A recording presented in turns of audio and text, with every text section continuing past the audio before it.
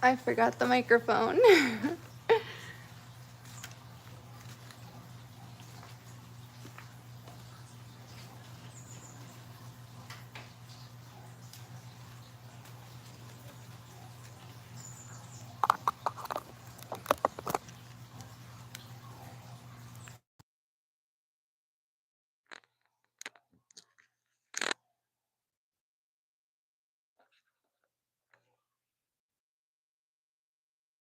Okay, now that we have the microphone on, welcome to today's reading. Oh, hello, wellness crew and everyone. Welcome to today's reading of the 64 Ways, Personal Contemplations on the Gene Keys. The 18th Way. Gene Key 18, the Way of Integrity. The transformational way of the 18th Gene Key moves from judgment to perfection, and it's the way of integrity. This is a lovely gene key, this 18th gene key. At least I'm very drawn to it, but for no good reason. It's not in my profile. It's not even in my integral human design matrix. I don't have anything to do with the 18th gene key. And yet, I do.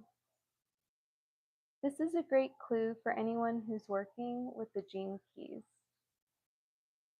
We can work with our profile and our golden path, and this is really essential. In addition to this, we can make room for the gene keys to come into us in other ways, in mysterious ways. This one has done that with me. For a good 6 months, my contemplation has been strongly flavored with the 18th Siddhi of Perfection. I intuitively feel drawn to this word, to this energy field, and my inner being loves to explore what it feels like. Along the way, I've also gotten to know its other sides, the shadow and the gift, and I see it everywhere in the world and in myself. I hope you're inspired by it as I've been. Let's begin with the shadow of judgment. It's quite an obvious one. We all make judgments all the time. It's something that comes through our minds. Our minds pick up on our emotional responses, our physical feelings, and then they create detailed judgments out of that. It's really intriguing. Anything out of our comfort zone leads to a judgment of one sort or another. And it's all based on the observation of flaws. That's the dilemma here. Judgment is based on the perceived notion of flaws, of mistakes and errors. Interestingly, we can't really go there without including the Siddhi right from the beginning. This notion of perfection, because the idea that the universe is not perfect is bred into us. The shadow believes it, swallows it hook, line, and sinker. And then all we see are the flaws in life. This shadow likes to find flaws. It has a knack for finding flaws. You know when it really takes root? In our teenage years. Between the ages of 14 and 21, we're so riddled with insecurity that our mind learns to try and escape the flaws. You know, the flaws that our parents make every day, the flaws of our teachers, the flaws of our friends, the flaws of our enemies at school. The mind constructs a way of keeping the emotional insecurity in check. We fix ourselves into a fixed thought realm. It usually comes from the people we spend the most time with, our friends. It may make us feel like a rebel, or outcast, or conformist, or nonconformist.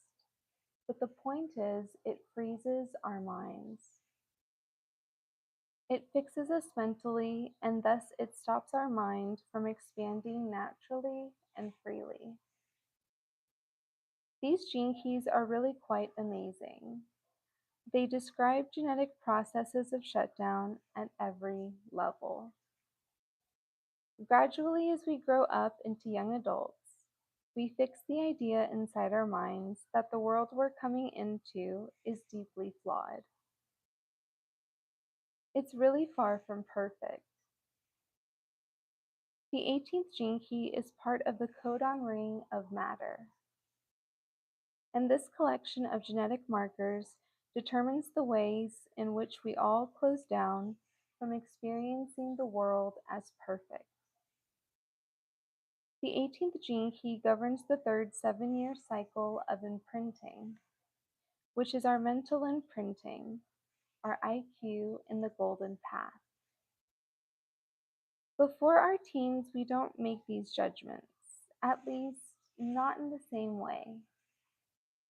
In our second 7-year cycle, from 8 to 14, we're really making emotional judgments, but that's a whole other ballgame.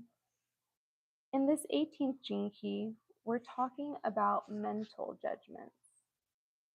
Let's think about what our life would be like without our mind making these judgments, when we're just sunk into the inherent perfection of it all. Perfection isn't a judgment, it's a cellular knowing. We'll see what that looks like in a minute when we come to the city. I just want us to know how this judgment game all began. There are two types of mental judgments out there, or here, I should say. There are judgments based on fear that come out of a defensive, closed heart, and then there are judgments that come from an open heart. We don't ordinarily refer to these as judgments. We call them wisdom. Both see flaws, but the first one becomes a victim of those flaws, whereas the second version uses the flaws creatively. If we have this 18th gene key in our profile, or are contemplating it in our life, we can think about the things we consider flaws. We have a gift for seeing flaws. If that comes out through a shadow mentality, it's hell. We're forever seeing what's missing, driven by this misery. And we may spend a lifetime chasing the flaws, trying to perfect them, eternally dissatisfied. Of course, we judge ourselves internally all the time for not being good enough. When it comes to relationships, we'll judge the other for not being good enough. They will never ever meet our standards. We can never find a fulfilling relationship until we see the pattern and begin to work with it creatively. The Chinese name for this hexagram is work on what has been spoiled. A wonderful name that at first glance might sound depressing, but on closer inspection is really rather magical. Work on what has been spoiled. That means that we can find the flaws and use them as inspiration to serve the whole in some way. That's the gift. But the shadow is just what has been spoiled. There's no work. It's just a curse we carry everywhere we go. Let's look deeply into the mirror of our judgments, especially what happened to our minds through our teenage years.